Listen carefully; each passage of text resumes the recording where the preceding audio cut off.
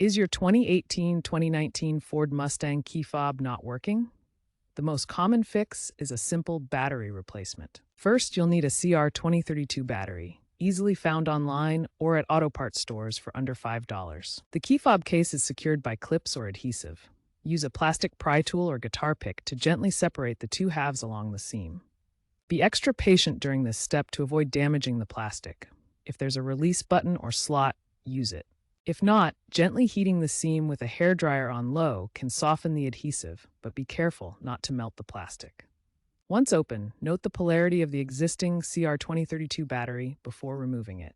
Ensure you dispose of the old battery properly. With the key fob open and the old battery removed, insert the new CR2032 battery, matching the correct polarity. Snap the key fob case back together firmly. Test the functionality immediately by pressing the unlock button. If it still doesn't work, the problem could be a faulty button, water damage, or vehicle side issues. Double-check the battery polarity and ensure the battery is new. Avoid forcing the case open, as this can crack the fob and require a more expensive replacement.